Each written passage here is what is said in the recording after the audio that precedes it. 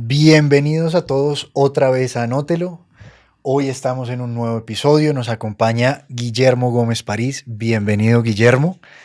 Este es un espacio que quiero compartir con usted porque sé que tiene en su trayectoria y en su experiencia muchísimo que contarle al país de lo que le ha aportado. Guillermo es una persona que ha tenido una trayectoria en gremios, en empresa privada, sector público, desde un espacio que a todos nos atañe y nos gusta mucho, que es el sector gastronómico. Yo a usted lo conozco ya hace unos años. De hecho, fue en esa primera etapa de emprendedor mía, cuando estábamos tratando de sacar una aplicación. Nos conocimos y pues nada, qué chévere poder tenerlo hoy aquí. Bienvenido, Guillermo, por favor. No, muy agradecido de estar en este espacio, sobre todo entendiendo la apuesta que este escenario está generando para que nuestro país empiece a vincularse con las nuevas apuestas y las nuevas dinámicas que hay desde el punto de vista tecnológico, especialmente el mundo productivo, Correcto, que requiere sin duda transformaciones, actualizaciones y ser parte más central de ese ecosistema tecnológico tan maravilloso que se ha tomado al mundo y que está siendo rector de los mercados, está siendo rector de, de las carreras de las generaciones más jóvenes, en fin. Nuestra vida ya está copada por la tecnología y son totalmente. apuestas que considero centrales en el futuro del país y de nuestra sociedad. De acuerdo.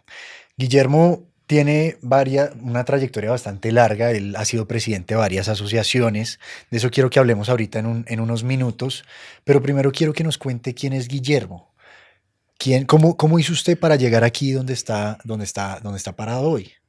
Bueno, yo creo que hay un célebre discurso de Steve Jobs que muchas personas han podido nutrirse de su sabiduría y él hablaba que uno de los temas trascendentales de la vida es unir los puntos del recorrido que has hecho para que se dé la respuesta a esa pregunta. Y yo diría lo mismo. Yo he tenido, digamos, desde muy niño una inquietud por ser un líder útil para el país. No, no digamos, desde muy pequeño el patriotismo para mí era algo importante. Y digamos que la razón fundamental es que yo me crié en la casa de mi abuelo que estaba cargada de escudos y óleos alusivos a los antepasados y a mí me impactó mucho y vi con mucha admiración el legado de esos viejos guerreros que ayudaron a construir a Colombia en todo su proceso de independencia, incluso antes. Y para mí fue inspirador saber y ser consciente desde muy niño que por mis venas corría sangre de gente que no le tenía miedo a defender su país, ni le tenía miedo a ayudarlo a construir, porque no, ninguna de las dos funciones es sencilla. Hay que tener unos valores, unos fundamentos muy establecidos para que tú quieras dedicar la vida a eso. Ujú. Y de alguna forma mi inquietud siempre fue encontrar tribunas desde las cuales ayudar a construir mi país. Yo me siento muy colombiano, quiero mucho Colombia y ahí me empecé yo a proyectar en algo similar. Entonces escogí una carrera que en esa época, digamos, finalizando el siglo XX, era una suerte de boom, era muy novedosa, pero generaba incertidumbre sobre el perfil profesional, que era la Facultad de Finanzas, Gobierno y Relaciones Internacionales de la Universidad Externado de Colombia. A mí me gustó, me llamó mucho la atención porque entendí que daba herramientas para formarse como gerente o en el sector privado o en el sector público Ujú. y tener una dimensión global, una dimensión internacional. Y efectivamente fue lo que recibí de mi formación en la universidad y a partir de ahí me generaba como cierta ansiedad el poder encontrar espacios donde desenvolverme como un ciudadano capaz de servir de manera eficiente en un ámbito que tiende a ser censurado y criticado permanentemente, que es el ámbito público. Ya. Entonces eso pues me llevó a que después de un periodo en el Banco de la República me fuera ofrecido un cargo en Bucaramanga. Ujú. Y me fui seducido por una administración que estaba jugada a transformar el departamento. Entonces eso me pareció interesante.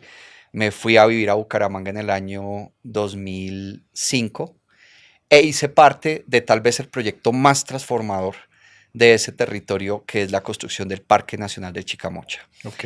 Y muy a pesar de las críticas, de los enemigos políticos, de lo que se suscitara, me probé de que sí era posible ser parte de algún ejercicio que ayudara a transformar territorio. Entonces, digamos que por ahí podría yo empezar a hablar un poco de cómo esa búsqueda de poder servir con resultados y ojalá en entornos que no contaminen tanto, porque eso genera a veces mucha prevención del servicio público, se pueda llevar a cabo de manera pues muy diáfana y honrando ese legado de mis antepasados, que es bastante notable y bastante sacrificado y digno de admirar, y digamos que la obligación que yo entendí desde niño es que había que cuidarlo, y la mejor manera de hacerlo no es fundando bustos Claro. o parques o honores a determinados nombres, sino cuidando el país, que fue lo que generación tras generación se ha construido alrededor de Colombia. Mire que de todo esto que usted me cuenta, yo saco algo bien interesante como conclusión. Y es eso que dijo usted al principio, y es, yo siempre quise ser un líder útil, ¿no? Colombia, lastimosamente, está lleno de líderes que no terminan de ser útiles, que muchas veces son líderes nocivos, que dividen, que no permiten que las cosas continúen. Mi familia viene del Cauca, ¿sí? Mis padres son patojos de Popayán, y uno ve en ese departamento una serie de consecuencias históricas donde el progreso ha estado limitado por los mismos que siempre han tenido el poder. Y no desde una vista de, oiga, yo tengo poder, yo he tenido dinero, he tenido posibilidades, vamos a hacer que este departamento, que es maravilloso, está lleno de diversidad, la comida es deliciosa, progrese, sino vamos a ver cómo nos quedamos como los señores feudales que siempre hemos sido. Sí, esa es una ambición muy humana, hay que decirlo, pero lamentable, porque termina destruyendo sociedades, limitándolas. Digamos que el espejo de mi familia me vendió a mí otra cosa, muy Ok. distinta. Y es no la vida en función de unos intereses, sino la vida en función de una sociedad. Y yo voy a poner casos muy concretos, dos muy cortos, de antepasados que se la jugaron por el país, y no me voy a ir a la guerra de independencia, me voy Ujú. a ir a empresarios que utilizaron sus privilegios para traer desarrollo, y un desarrollo genuino. Es el caso, por ejemplo, de Guillermo París. Pues, mi nombre se repite mucho en las generaciones. Fue un hombre que trajo los primeros, por decirlo así, buses a Colombia. En épocas donde no existían los motores de combustión, sino que era jalado por caballos. Entonces, tráelos, en esa época se llamaban omnibuses, y creó la primera empresa de transporte, propiciando la construcción de la primera carretera que hubo en el país, que fue entre Bogotá y Facatativá. Ujú. Y eso le trajo un desarrollo impresionante a la sabana de Bogotá. Lo mismo hizo Enrique París, otro antepasado del siglo XIX, que se jugó su capital y murió en el empeño por desarrollar la agricultura de la sabana. Fue el primer importador de vacas Holstein.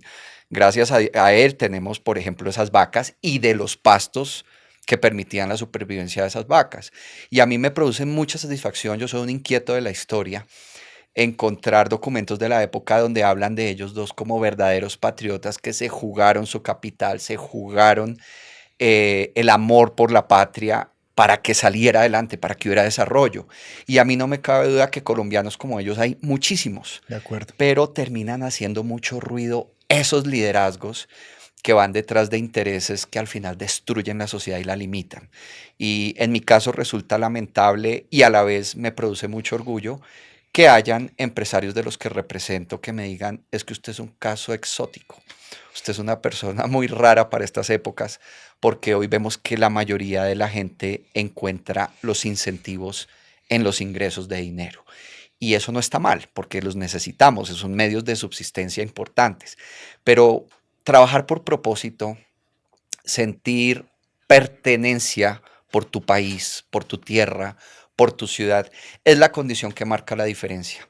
Lamentablemente, de los pensums escolares de Colombia fueron borrando la historia, la cívica y una serie de contenidos que le permitían a los niños cultivar la cívica, el sentido de pertenencia.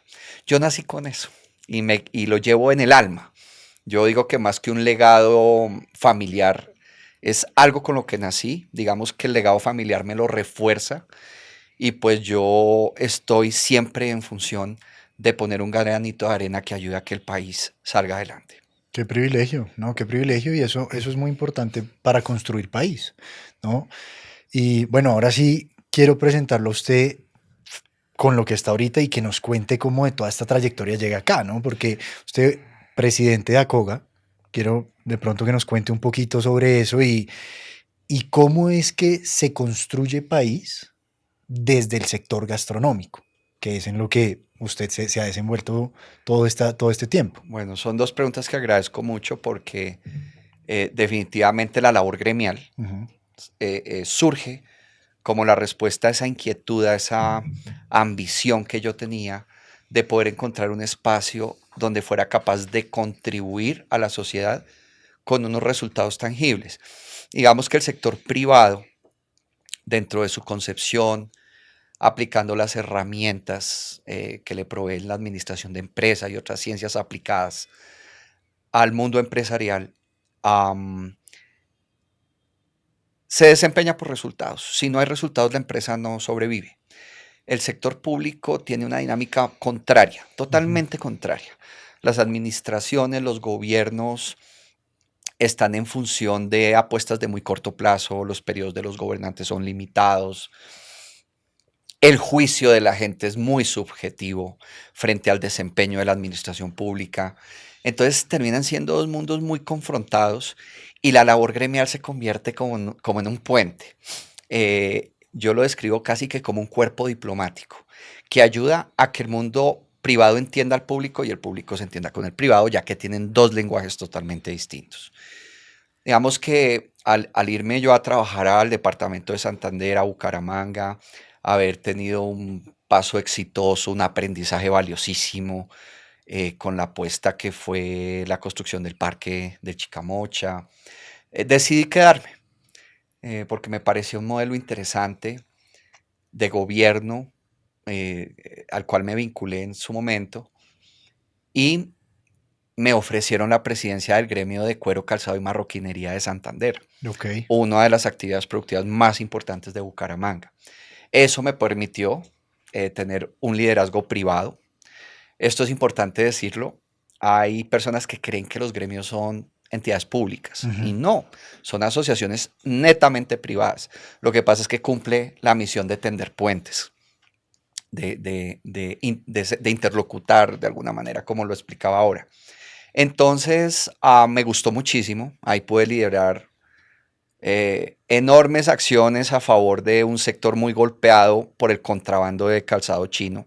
En esa época, estamos hablando de 2009, 2010 más o menos, una actividad productiva que genera muchísimo empleo, no solo en Bucaramanga, sino en las ciudades conurbadas, que es Florida Blanca, Girón, Piedecuesta. Es una tradición productiva de Santander, la fabricación de calzado. Y ahí el mundo gremial se me volvió una pasión, digamos, como que encontré el escenario a través del cual se puede combinar lo privado y lo público para dar resultados en temas concretos de desarrollo, que es como tal vez el tema en el que más me sedujo mi carrera, en el que más profundicé en lecturas, en investigación y que lo pude cumplir en el sector público.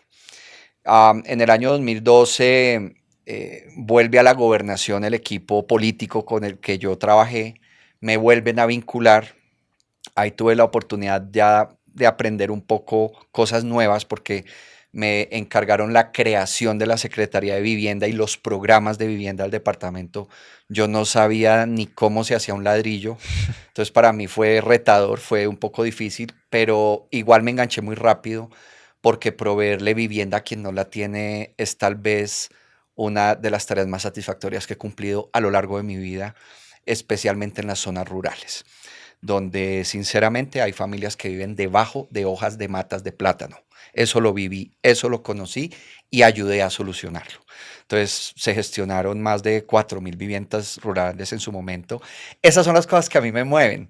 Entonces poderlo cumplir, una oficina que estaba llena de siniestros en materia de vivienda, muchos proyectos fallidos porque la corrupción no los deja prosperar, poder cambiar ese resultado por casas tangibles, personas felices adquiriendo una propiedad, aprendiendo a asumirla, eso para mí fue un hito impresionante. Y bueno, se viene la época electoral y me retan a postularme al Consejo de Bucaramanga, cosa que pues yo no veía por ningún lado viable, porque pues no era de allá, no tenía familia, amigos de barrio, sino todo el ejercicio de redes de mi desempeño profesional durante 12 años, pero pues no lo creía suficiente. Igual al final acepté, a mí algo que me preocupa es que a mí me retan y me queda difícil salirme del reto, o sea, Sí, sí, sí. no lo puedo soltar. Entonces hice mi ejercicio y yo me lo planteé personalmente. Si soy capaz, si gano, me quedo en Bucaramanga. Si pierdo, me regreso a Bogotá, que es mi ciudad. Si no me eligen los bumangueses es porque no conecté lo suficiente. Y pues no es eso, lo que pasa es que las elecciones de consejo tal vez son las más difíciles del tablero electoral. Es más difícil que ser presidente. Entonces probé y perdí. Ya. Entonces dije, bueno, me voy a regresar a Bogotá y estando aquí, que yo pues al regresar monté con mi mejor amigo de la universidad una oficina de consultoría que está vigente, es mi desempeño central, por decirlo de alguna manera. Um, Recibo una llamada de amigos de Bucaramanga que me dicen, oiga, necesitamos que nos ayude con el gremio de la gastronomía. Usted estando en Bogotá, usted es nuestro amigo, vimos sus capacidades gremiales en ASICAM, vimos su desempeño en 2 gobernaciones, creemos que usted tiene el perfil para ayudarnos con el gremio de la industria gastronómica.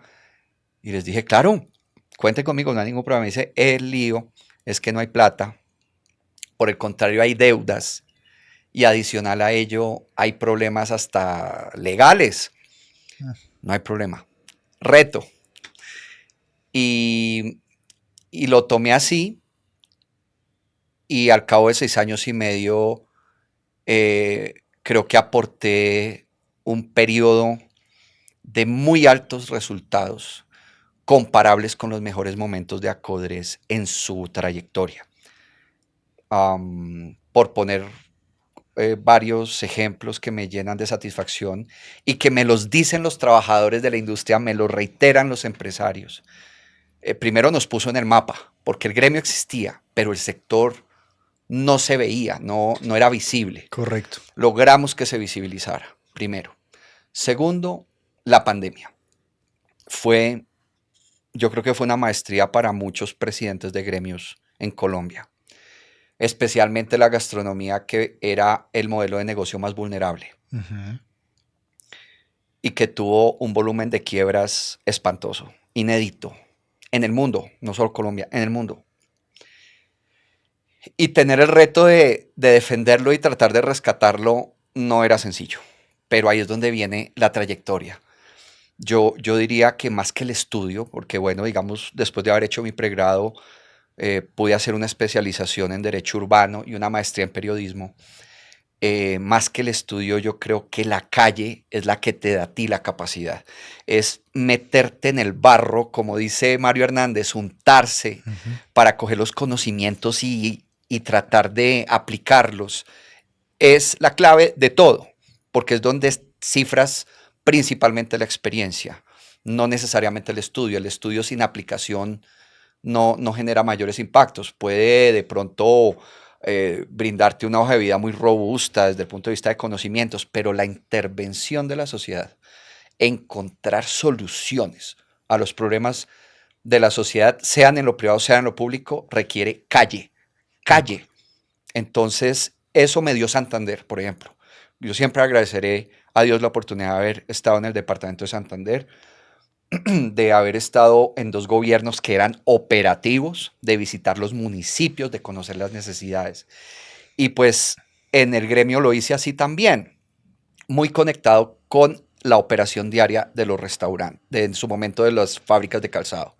Entonces aquí, al conocer tan de cerca, de manera tan fiel, el modelo y los dolores, pues eso me permitió hacer una gestión que le aportó en su momento 11 alivios a los restaurantes que fueron determinantes y marcaron la diferencia entre el que se quebró y el que se pudo salvar. Esto durante pandemia. Esto durante pandemia. Ya. Y solo permítame mencionar uno de los 11. Dejar el impoconsumo y el IVA para restaurantes en 0%. No, pues. Durante 18 meses. Eso fue vital para la subsistencia de los restaurantes. Entonces, ya tenía yo las herramientas, la información, la trayectoria, la capacidad para poder defender el sector y no quedarme solamente en un líder que tiene que llegar a los medios para hacer visible una problemática, sino traer la solución. Y otra más reciente que me pareció vital y que creo que no solo en su momento dio un alivio, sino que le abre un horizonte hacia el futuro a la industria gastronómica, tiene que ver con el levantamiento de la prohibición de 59 insumos de cocina que estableció el Ministerio de Salud en 2020, porque consideraron que como eran altos en sodio había que prohibirlos, había que sacarlos del mercado. Esa fue una pelea larga, esa fue una pelea constante, muy bien dirigida por los empresarios y logramos el resultado creyendo que no íbamos a poder. Gracias a eso hoy el mercado colombiano y la gente puede otra vez acceder a la salsa Dijon, a la mostaza Dijon, a la salsa soya y a otros insumos que habían desaparecido del mercado y que la gente decía, venga, pero ¿por qué? ¿Por qué no consigo mostaza Dijon? ¿Por qué no consigo salsa soya? Y pues pudimos sustentarle al Ministerio de Salud que una cosa son los criterios industriales de la industria de los alimentos, perdón la redundancia, y el otro, la capacidad creativa de la gastronomía. La manera como se expresa el patrimonio de una sociedad a través de las recetas. No se puede ni se debe censurar. Y que las concentraciones de sodio en cantidades industriales es una cosa y otra cosa la dosis que le aplicas a una receta, que no va a transferir el mismo sodio. Entonces, esto es un hito, por eso digo que es tan importante hacia futuro, porque al quedar establecida esa frontera entre la ingeniería de alimentos y la gastronomía, todos los componentes creativos de arte que encarna la gastronomía quedan protegidos, porque si bien se debe regular y vigilar muy bien el criterio industrial de alimentos, que muchas veces trae componentes que afectan la salud pública, eso no se puede confundir con lo que implica cocinar y el impacto en la alimentación y en la felicidad que genera la gastronomía para una persona, para una sociedad. Entendiendo un poquito este trabajo que ha llevado usted, esos 6 años, y ahorita que está como presidente de esta asociación, esa constante comunicación con el gobierno y los empresarios, yo quiero hacerle una pregunta que puede ser un poquito incómoda, pero quiero que me la responda lo más crudo posible, y es referente a lo que es el elefante gigantesco en el país, ¿no? Y es Petro, ¿sí? ¿Cómo le ha ido al sector gastronómico con este gobierno que tanto se ha ido en contravía con los empresarios? Sí, eso no se puede negar. El presidente nos ha declarado enemigos públicos. Es algo que lamentamos porque en lo personal veo que el presidente tiene una formación ideológica patriota y él tiende a referenciar mucho a Simón Bolívar y a José María Melo y a estos héroes que le dieron forma a la República, pero es que no se entiende cómo se pretende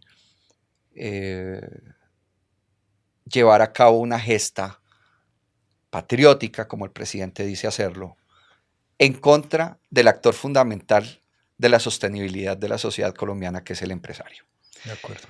y más cuando quiere destacar los errores o los malos elementos en el sector productivo, porque los hay, así como hay empresarios que tienen claro un objeto social y que lo quieren sacar adelante en favor de la sociedad, hay empresarios que lo único que quieren es explotar a la gente y maltratarla y engañarla y robarla, pero esa es la excepción de la regla.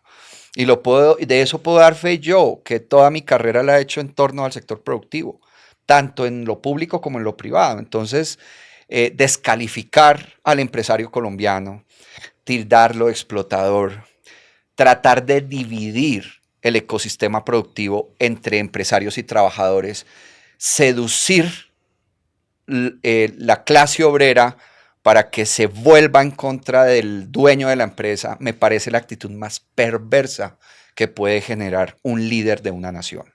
No lo entiendo, no lo entiendo. Y nosotros, porque no hablo solo a título personal, sino los diferentes presidentes de gremios, yo creo que hemos estado en la época más desgastante de la gestión gremial en toda la historia de Colombia. Los gremios no son antiguos en el país. Estamos hablando de que en el gobierno de Mariano Ospina Pérez se creó la normatividad para que los sectores productivos tuvieran gremios, representaciones idóneas, de tal manera que el Estado pueda entender al sector productivo y lo tenga en cuenta en sus decisiones. Y acá ellos nos han tenido en cuenta, sin duda. El gobierno nos ha abierto las puertas para tener reuniones, analizar medidas, pero hasta ahí.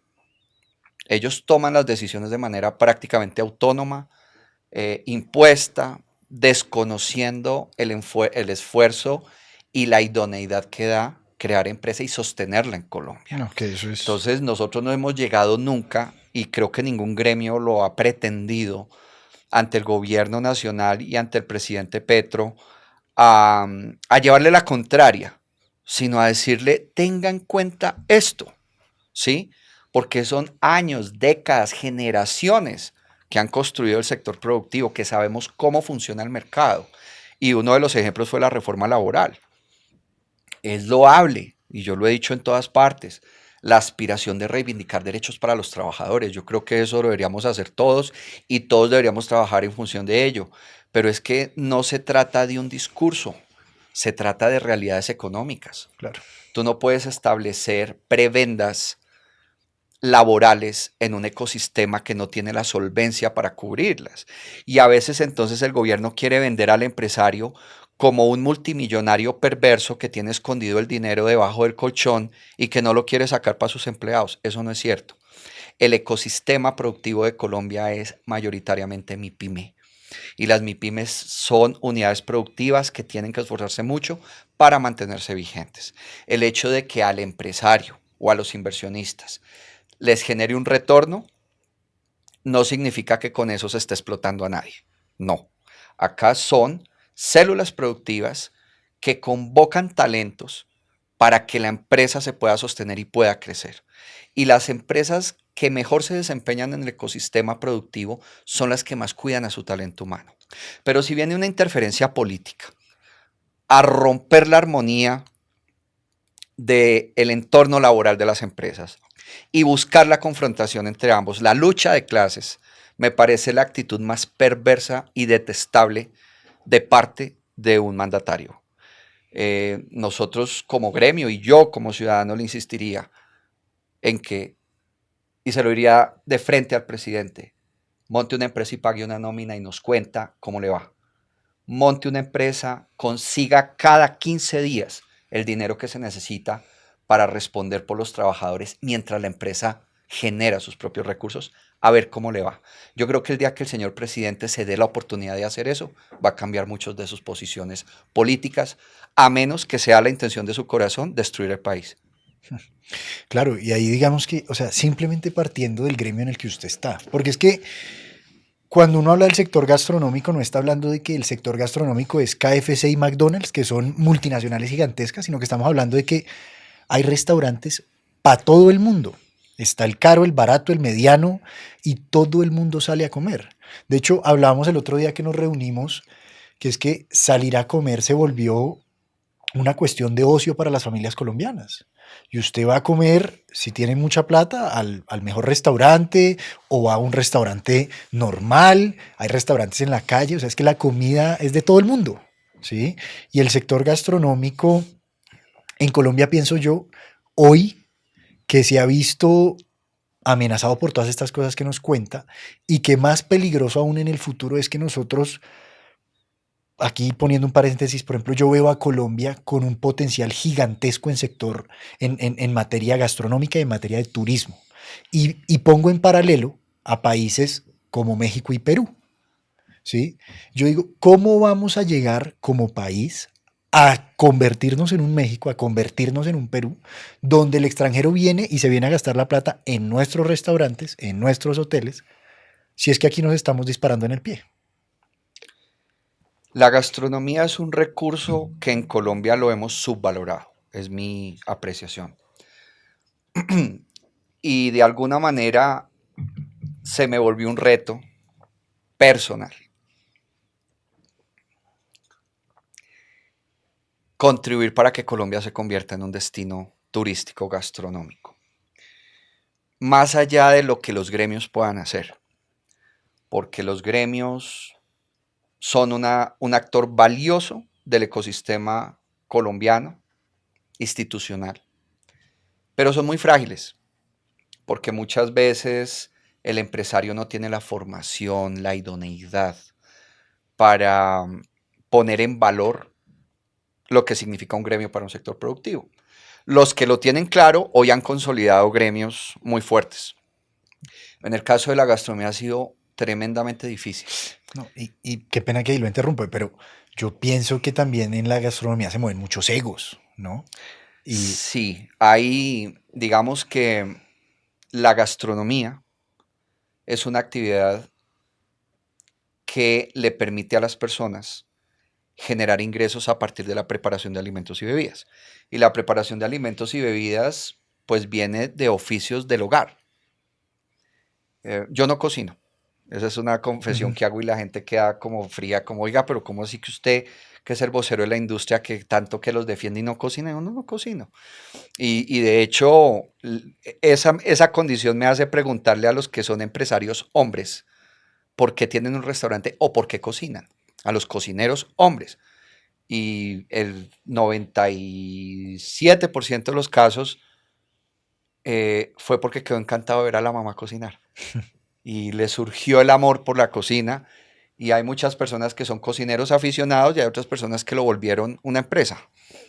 Entonces, al provenir de una actividad doméstica, muy doméstica, no se trata de un sector mm, muy profesional en términos de formación y de adquisición de herramientas que le permitan al restaurador mm, ir más allá de su negocio, sobre todo porque es absorbente. No se imaginan los que son clientes de restaurantes, que es la mayoría seguramente de los que van a ver este contenido, no se imaginan el esfuerzo que hay tras bambalinas.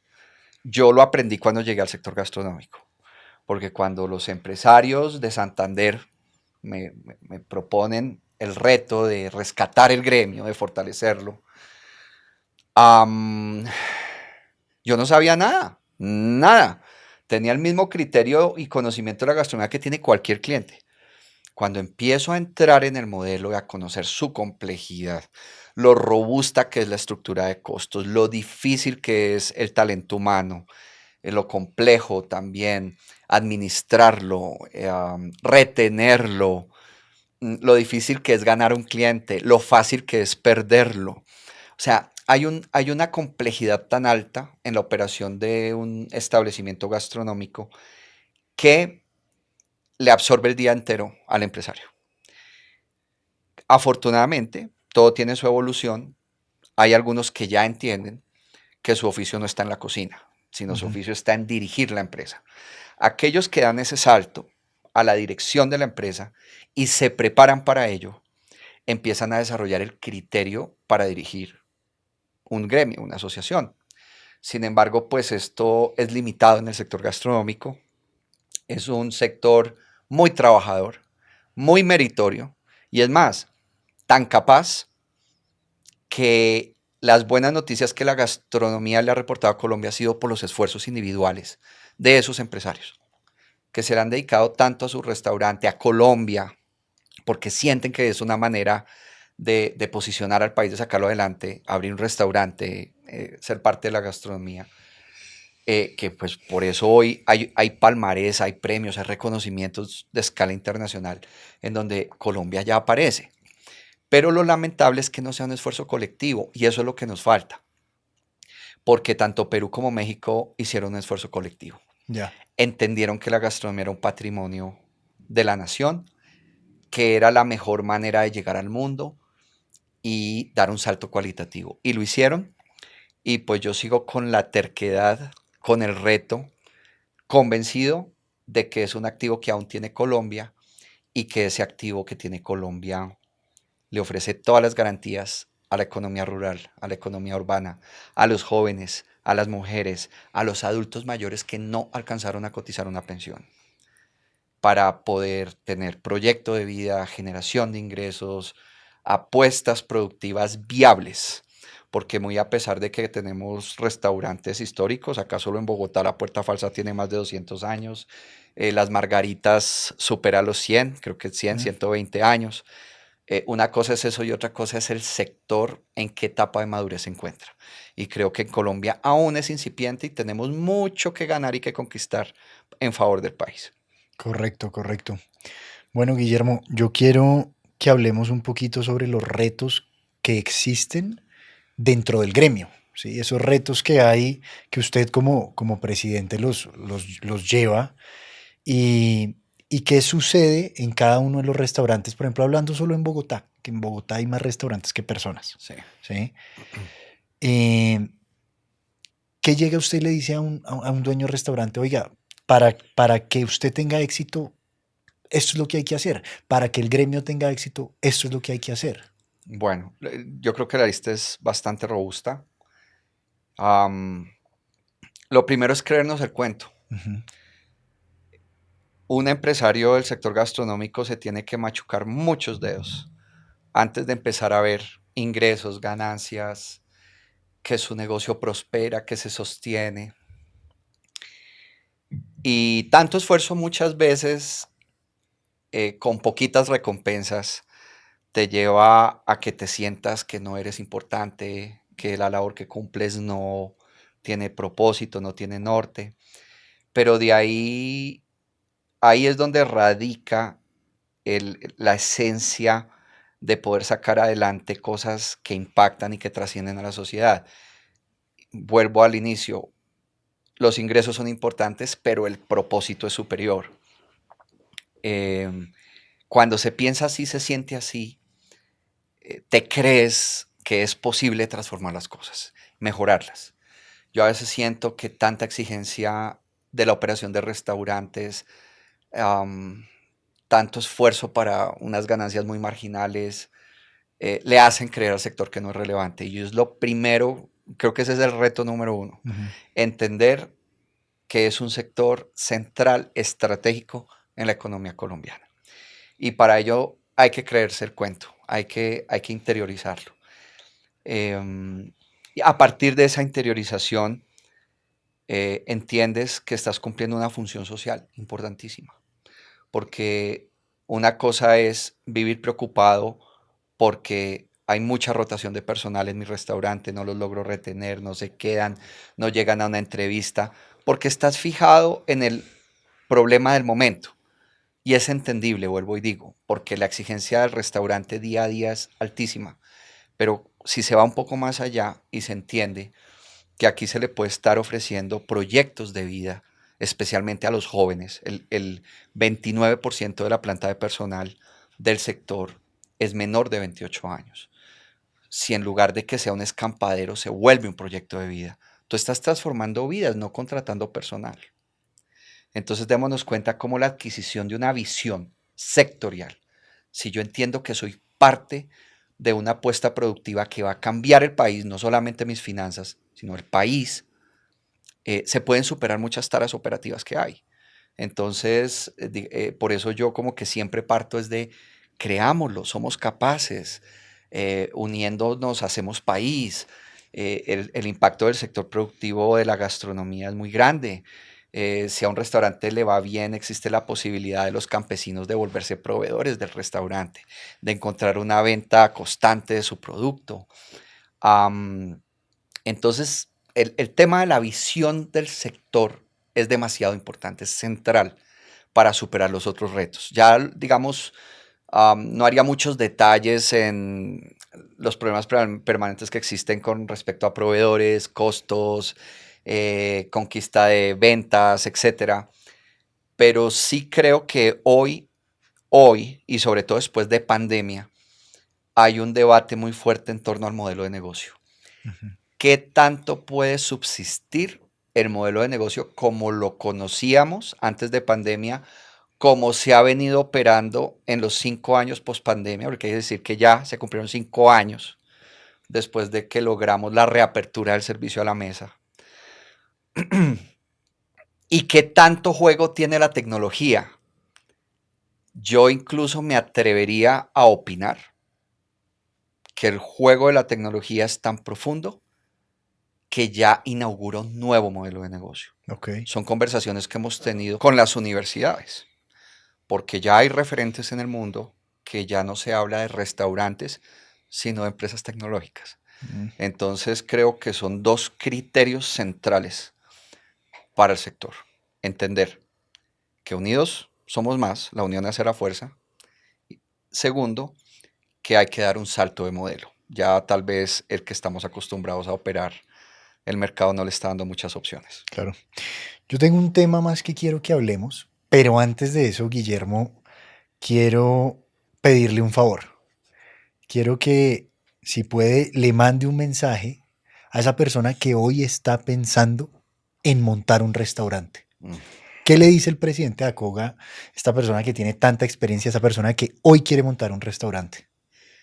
Primero que ojalá le guste la gastronomía. Esto requiere un esfuerzo tan grande que si no hay vocación, muy difícil va a subsistir. Segundo, que esto se demora. El promedio de tiempo que se requiere para llegar a punto de equilibrio de un establecimiento gastronómico es de 2 años. De hecho, es tal vez una de las actividades con más altas tasas de fracaso en emprendimientos. A los 6 meses de constituidos, el 80% de los proyectos Dios. gastronómicos ya han naufragado, porque la gente cree que es plata fácil. La gente cree que un restaurante lleno es sinónimo de ingresos. No. El esfuerzo que hay que ponerle es muy grande, el amor que hay que ponerle a un restaurante es muy grande, y tiene que ser una apuesta de largo plazo, de largo aliento, de tal manera que no se frustre porque abrió el restaurante y lo único que le demanda es gastos, gastos, gastos, gastos. Y lo tercero, está a punto de suplir una necesidad fundamental del ser humano, porque la gastronomía no es solo dar comida, pues hoy comida preparada para calentar es lo que hay. La gastronomía es la venta de una experiencia. Entonces, la otra recomendación para los emprendedores es identifíquense con algo. Véndanle a su cliente un mensaje, un significado, una identidad, que puede ser tanto de raíces culturales como de aspectos humanos. Hay marcas que a punta de amor han conquistado a sus clientes, porque lo viven, lo sienten, creen que la comida es un acto de amor. Y lo es. Estás compartiendo con personas tu talento para preparar rico un alimento o una bebida. Hay personas que venden cultura. Entonces hay cocinas italianas, españolas, asiáticas. En Colombia tenemos cualquier cantidad. Yo creo que esos son los ingredientes fundamentales. Y hoy, digamos, el mercado ha ido fortaleciendo el delivery y el autoservicio, porque el servicio a la mesa es muy costoso. No quiere decir que vaya a desaparecer, no, pero la persona que se va a jugar por crear una experiencia de alto nivel, lo que llama el sector el fine dining, tiene que tener claro que el servicio lo es todo. Entonces no se puede dar el lujo de tener el personal por tenerlo. Tiene que tener la vocación de enseñar. Enséñale a los meseros, a los cocineros, a hacer su trabajo con amor, a prestar un buen servicio, a tener sentido de pertenencia por el restaurante, a entender que el cliente no es quien llega al local, sino el que vuelve, y el que vuelve lo hace porque se sintió a gusto. O sea, esto es todo un arte, es un arte. Entonces se tiene que tener muy claro las ganas y las competencias para desarrollarlo. Entonces, si simplemente va a ensayar un modelo de negocio, pues debe saber de entrada que la rentabilidad no es inmediata y que un modelo flexible, pequeño, por el que pueda arrancar, lo puede desempeñar vía domicilios o autoservicio. Es decir, que tenga un punto de venta donde yo voy, pido el producto y me lo entregan y continúo mi camino. No hay mesas. Por ahí se puede iniciar. Y si tiene las herramientas con que montar el servicio a la mesa, por favor, tener muy clara en la mente y en el corazón, además de la identidad del negocio, que este descansa y vale si hay un gran equipo de trabajo. Entonces hay que respetar a los trabajadores, hay que cuidarlos, hay que quererlos, hay que abrirles la oportunidad de acceder a un trabajo que una cosa es que sea exigente y otra cosa es que maltraten a la gente por la exigencia. O sea, esas son situaciones que hay que saber ponderar y diferenciar, porque conozco, así como hay una gran cantidad de restaurantes que se quejan porque la alta rotación no les permite crear una cultura de servicio, una formación, una identidad. Hay muchos que no tienen ese problema. ¿Por qué? Porque valoran su equipo de trabajo, lo respetan, lo quieren y lo llevan a que la empresa les brinde oportunidades de largo plazo de tal manera que se quieren quedar. Yo creo que esas son las claves que le podría dar yo a quien quiere abrir No, un excelente, establecimiento excelente, gastronómico. muchas gracias, Guillermo. Ahí usted toca un tema que quiero preguntarle, porque esto a los ojos del consumidor puede ser muy bueno, pero realmente no sé a ojos de la industria qué tan beneficioso ha sido. Y es el tema de los deliveries. Aquí en Colombia tenemos dos players muy grandes, ¿no? O sea, yo identifico a Rappi y a Didi. ¿Cómo recibe el sector gastronómico esa propuesta de los deliveries? ¿Qué tan bueno es o qué tan nocivo ha sido para la industria? Bueno, es un debate complicado. Ujú. Yo soy amigo de ambos marcas, de empresas. Tenemos las mejores relaciones corporativas, pero han habido momentos de tensión, de dificultades con ellos, porque claramente son dos mundos distintos. Acá estamos hablando de plataformas tecnológicas, empresas eminentemente tecnológicas que están en función de venderle a los consumidores. Y ya, cero atención al empresario. O digamos, por ahí iniciamos, Ujú. porque obviamente han sido marcas que se han preocupado por afinar eh, su rol con el de los restaurantes y para eso servimos los gremios, de alguna forma. Y hemos avanzado de manera sustancial. Sin embargo, mm, digamos que yo partiría diciendo que las plataformas nacen de un descuido del sector gastronómico. ¿A qué me refiero? En la década de los 80, 90, hasta ahí más o menos, por lo menos en lo que tiene que ver con Bogotá, los restaurantes cuidaban mucho a sus clientes, sabían cuáles eran sus preferencias, sus gustos. En esa época existía un personaje que era el maître, que era quien conocía al cliente del restaurante y le daba un trato personalizado. Sabía cuál era su mesa favorita, sus platos preferidos, una serie de detalles que hacían sentir al cliente privilegiado. Entonces la atención era muy personalizada.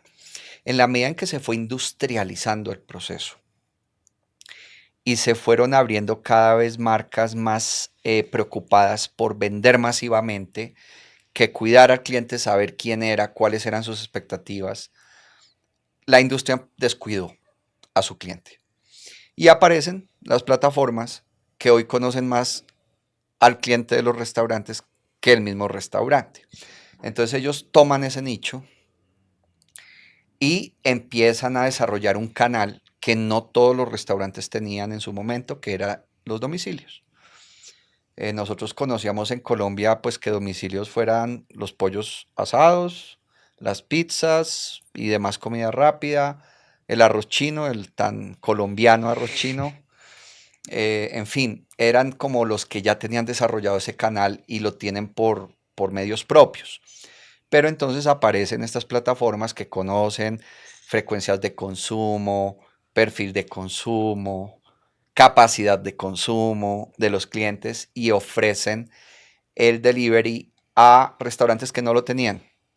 Entonces digamos que de entrada les soluciona un problema, porque la operación de domicilios es diferente a la operación del servicio a la mesa. Son dos operaciones distintas. Un restaurante que se jugara a activar el servicio de domicilios era crear una operación nueva. Claro.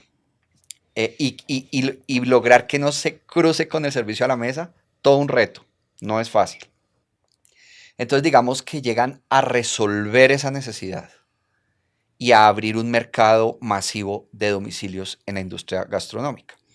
Porque no voy a mencionarlo, pero el público lo sabe perfectamente, habían marcas, sobre todo de servicio a la mesa, que se resistían a tener domicilios y que la gente les decía, venga, ¿por qué no crean domicilios? No, no, es que eso no hace parte de nuestro ADN.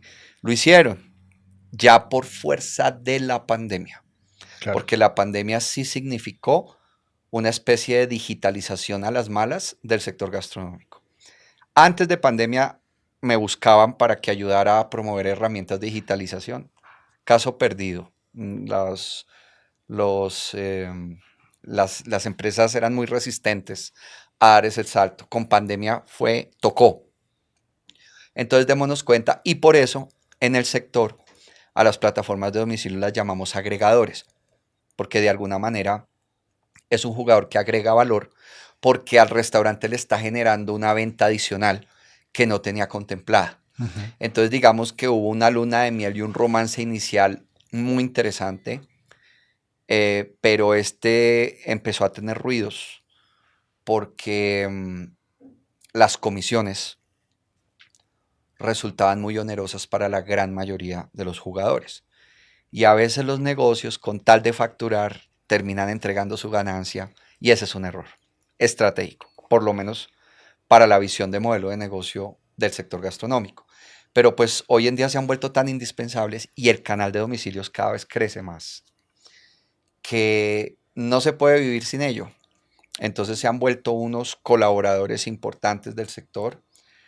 Um, Creo que el sector tiene el reto, y volvemos al asunto tecnológico, de ir transformando el modelo de negocio de tal manera que sea más afín a las herramientas tecnológicas que ya están establecidas en el mercado. Y pues ese es uno de los papeles que hoy cumple Akoga con respecto a Rappi y a Didi, que es afinar y sincronizar esa transición digital. Hemos tenido polémicas. Yo en el año 2023 presenté una denuncia contra Rappi porque las quejas documentadas de los afiliados frente al impoconsumo le encontramos asiento jurídico. Uh-huh. ¿A qué me refiero? A que el impoconsumo es un impuesto que se origina no en el momento en que un restaurante prepara un alimento o una bebida, se origina en el momento en que un cliente compra. Si yo decido comprar un plato o una bebida preparada, ahí se genera el impoconsumo. Uh-huh. Y la compra, la venta la hace la plataforma. Por ende, nosotros considerábamos que la plataforma debía recaudar el impoconsumo del domicilio, no el restaurante. Y ahí tuvimos una tensión muy fuerte porque ellos, como pasa mucho con el ecosistema digital, se sustraen de las cadenas productivas. Dicen, no, nosotros no estamos vendiendo, nosotros somos un fantasmita que conecta al cliente, la mano invisible, pues, Uh-huh. conecta al cliente del restaurante con el restaurante y nosotros como mano invisible no tenemos por qué pagar impuestos. Ese es un debate mundial. Hubo gente que se puso brava conmigo, que a mí, ¿cómo se me ocurrió? Dije, pues es que yo defiendo mi sector, o sea, ¿qué quiere? ¿Que no lo defienda? O sea, eso no puede ser. Hay otra que dice, oiga, no estamos de acuerdo con la visión de ustedes, pero es interesante el debate. porque hoy no sabemos cuál es el rol de las plataformas en las cadenas productivas. Y de hecho, ahorita que estamos en una discusión de otra reforma tributaria, eh, uno de los temas interesantes a debatir, no como sector, como sociedad, es dónde gana el Estado frente a actividades comerciales que se nutren cada vez más y más y más a través de plataformas. Si normalmente un impuesto como el ICA, Industria y Comercio, lo paga el local físico que está en la jurisdicción de un municipio, y resulta que alguien que también vende en el municipio pero lo hace a partir de plataformas no paga. Entonces también hay que pensarlo desde el punto de vista de finanzas públicas. A medida que avanza la digitalización, el Estado tiene juego. Ese es un debate mundial. Entonces, digamos, pero pues hace parte de ese proceso de sincronización de un modelo de negocio que cada vez se ve más invadido por la tecnología y los servicios de plataforma que van ganando terreno en el mercado. Ese ha sido como el impacto, los momentos, la significación que ha tenido las plataformas de domicilios en el tema gastronómico. No, muy interesante y indiscutiblemente, a ver, la tecnología toma un papel hoy en nuestras vidas que sí o sí ese debate tendrá que darse y tendrá que tener alguna solución. Así es. Ya para finalizar, Guillermo, yo quiero que hablemos un poquito de lo que yo creo es el corazón del sector gastronómico y es el cliente. ¿Sí? Mire que mi percepción personal, los últimos meses, podría decir el último año, es que al cliente cada vez le cuesta más ir a un restaurante. La comida está costosa, ¿sí? El poder adquisitivo del colombiano no crece al mismo ritmo. ¿Qué hace el restaurante para proteger ese cliente? Que como usted lo dijo antes, es el cliente no es el que va a comer, sino el que vuelve. Y que lo más difícil en un restaurante es retener ese cliente. ¿Qué, qué han hecho los restaurantes y qué ha hecho el gremio para ofrecerle a los clientes la posibilidad de tener esas experiencias durante estos tiempos tan complicados? Ese ha sido el reto de coyuntura de los últimos 5 años. Cuando logramos la reapertura del servicio a la mesa en septiembre de 2020, fuimos testigos de una explosión de consumo, de tal suerte que 2021 fue un año de gran recuperación para las finanzas de los restaurantes. Lo problemático fue 2022, Claro. porque la tendencia permitía proyectar crecimiento y 2022 se volvió un freno. Fue un Ujú. año de retroceso en el consumo brutal. Eso tiene al sector gastronómico prácticamente postrado, porque desde 2022 no levantamos cabeza en cuanto a ventas. Es decir, comparando un año al otro, las ventas han venido cayendo, cayendo, cayendo. La gente nos dice, pero ¿por qué dicen eso si vamos a restaurantes y están llenos? Y la respuesta es sencilla, porque la gente sigue teniendo la necesidad de comer fuera de casa, muy seguramente porque la gran mayoría ya no cocinan como sucedía antes en otras generaciones, pero consume menos. Ujú. Entonces, el restaurante tiene que hacer el mismo esfuerzo por menos plata, por menos ingresos. Y ha hecho un esfuerzo también por no subir precios. Pero ya llega un momento en que el restaurante se me toca. Y en la medida en que se suben precios, se pierden clientes inevitablemente. Correcto. O por lo menos la frecuencia. Si antes asistían con más frecuencia, le bajan a la frecuencia. Entonces ha sido todo un reto. Yo, digamos que por esa razón, desde que logramos la exención del impoconsumo y del IVA a los restaurantes, le advertimos al gobierno en ese momento del presidente Duque que frente al fenómeno inflacionario había que tener herramientas tributarias que le ayudaran a los negocios a contener el impacto de la inflación. Entonces, un impuesto que es del 8% en el caso del impoconsumo no podía volver completo, tenía que ser un proceso escalonado.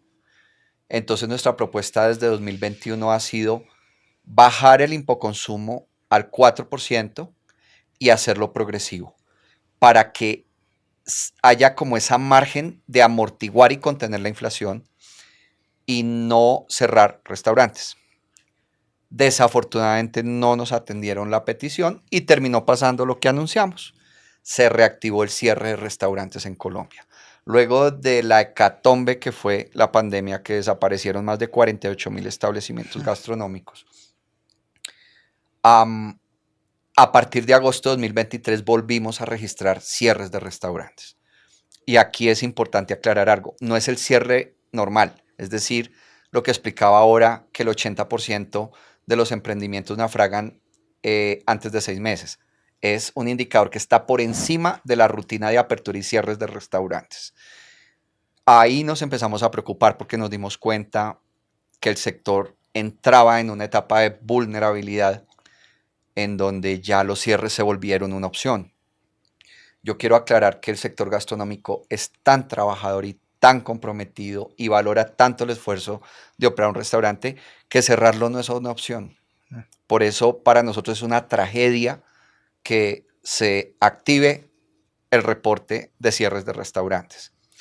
Entonces la respuesta es difícil porque estamos en una coyuntura de supervivencia en el sector gastronómico. Si bien ya hay marcas establecidas que tienen crecimiento y tienen una clientela lo suficientemente fuerte para no solamente sostenerse y crecer, la gran mayoría están en modo de supervivencia. Y démonos cuenta que el recurso de preparar alimentos y bebidas es tan importante para la gente que creo que estamos en una etapa en donde se están abriendo restaurantes a diario. Y para mí eso es un síntoma de las opciones que se le empiezan a acabar a la gente. Entonces ven el restaurante como la alternativa. Y es la misma torta con más competidores. Entonces démonos cuenta que es una coyuntura muy compleja la del sector gastronómico. Entonces, digamos que el instinto ha llevado a la gran mayoría o a cambiar ingredientes, que no necesariamente es desmejorarlos, pero hay ingredientes que se descubre que funcionan para un plato y cuestan menos, o bajar porciones, tratando de no alterar la calidad. Hay gente que ya no le queda otra opción y le bajan la calidad al plato.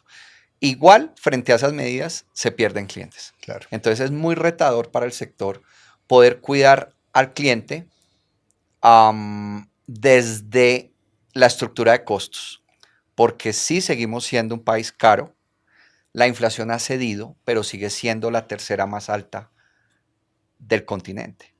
Entonces, recordemos que de nada nos sirve sacar 4 o 5 en el salón si todos sacaron 5.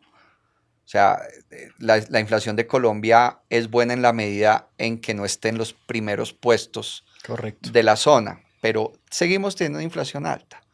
Entonces a los empresarios les ha tocado esforzarse mucho para mantener el negocio y todo es buscando reducir precios y acá viene algo muy doloroso porque está pasando.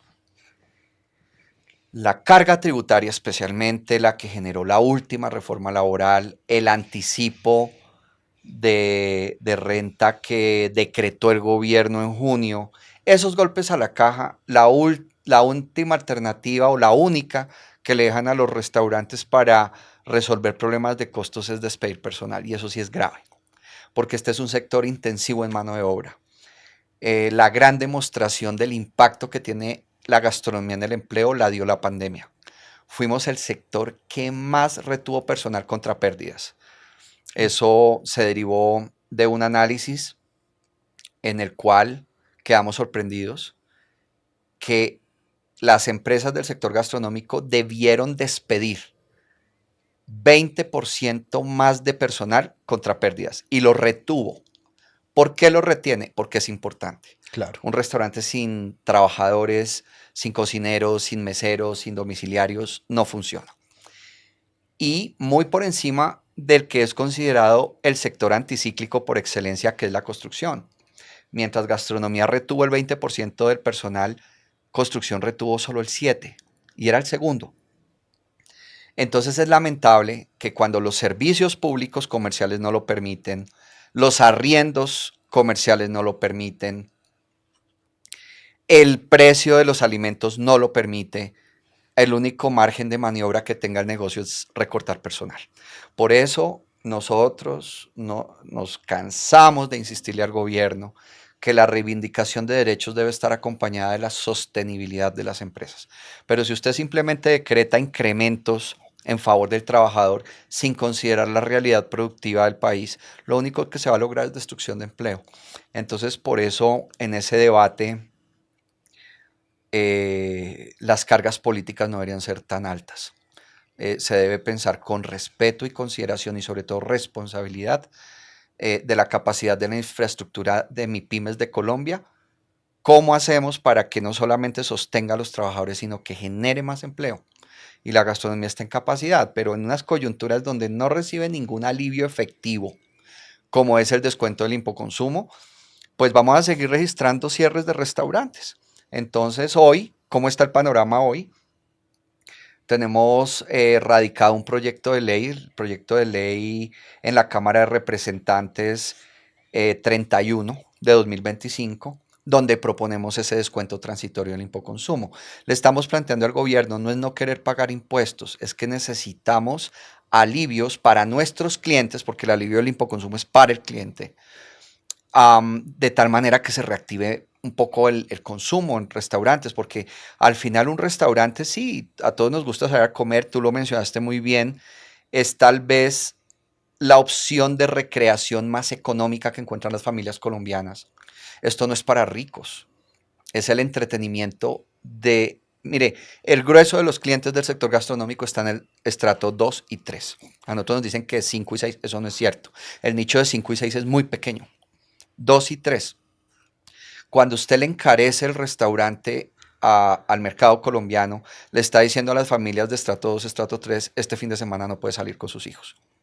Así de delicado es. Entonces, y otra cosa, que cuando se bajan las ventas del sector, se bajan las propinas de los trabajadores. Y la propina es un factor importantísimo para el personal. Es un ingreso adicional Claro. muy significativo para el esfuerzo que hace. Entonces, digamos que la coyuntura de cómo cuidar al cliente, de cómo hacerlo volver, necesita alivios de parte del Estado y lo que hemos encontrado es cargas adicionales. Entonces es donde le decimos la capacidad de ingresos y productiva de una MIPYME especialmente en Colombia es limitada. No, no estrangulemos las empresas colombianas. Hagamos alianzas. Es que no necesitamos ser enemigos. Estado, empresarios, trabajadores. Es tripartita. Encontremos las fórmulas para no solamente sostener, sino poder mejorar condiciones laborales y castiguemos con severidad a quienes violan el estatuto laboral, a quienes no tratan con respeto a los trabajadores, a quienes les roban, no les pagan. Eso sí, esas personas se deben perseguir. Pero el buen empresario, que es la gran mayoría, ayudémosle a que sostenga las empresas colombianas. Excelente, Guillermo. Yo aquí solo me queda agradecerle por este espacio. De verdad, yo me llevo muchísima información y una conclusión personal que saco de esta conversación que tuvimos hoy es que la construcción del país está en todas partes. Y yo, que soy un apasionado de la gastronomía, voy a encargarme de poner mi grano de mostaza, mi semilla de mostaza para tratar de hacerlo por ahí. ¿Sí? A mí me encanta salir a comer y me encanta cocinar. Le agradezco mucho por haber venido, Guillermo. De verdad que este es un espacio para eso, para que el invitado que venga pueda nutrir en información y en valor a quienes nos escuchan. Guillermo, muchas gracias. Pues me agrada haber sumado a ese propósito tan importante. Yo le diría a las personas que van a tener acceso a este contenido que veamos este sector como un gran generador de valor y oportunidades en Colombia. Digamos que a veces las acciones gremiales son limitadas y en ese propósito de ayudar a construir país, de poner un granito de arena que sirva, que impacte, creé un movimiento que se llama Restauradores. Es que el significado y el impacto de la cocina es tan alto en una sociedad que si lo aprovechamos al máximo desde los valores más nobles del servicio, de la vocación del servicio, creo que vamos a poder restaurar muchos valores perdidos en la sociedad, que es lo que nos debe convocar a la hora de tomar decisiones. Por eso también me gusta mucho cómo se denominó el contenido de este podcast, porque Hay dos libros en el mercado que hablan que tanto comer como cocinar son actos políticos, porque el impacto que tiene en la sociedad la activación de un restaurante es enorme. Un restaurante le puede dar oportunidades a quien ya las cree perdidas. Es el modelo que mejor integra el campo con la ciudad. Es un gran promotor de patrimonio de una nación. Entonces, si lo apropiamos como colombianos, sea como cliente, sea como empresario, sea como trabajador, le estamos dando a nuestro país una oportunidad enorme. Entonces, eso es lo que me apasiona, lo que me mueve, lo que me vincula con esta industria. Yo le doy gracias a esos empresarios amigos que me trajeron a ella. Y así como lo pude hacer yo, lo pueden hacer muchos. Así que la invitación es de ver ese sector como algo muy cercano y una fuente de oportunidades para el país muy grande. No, excelente, muchas gracias. Y a todos ustedes que nos están viendo en casa, recuerden que si les sirve y le interesa, anótelo.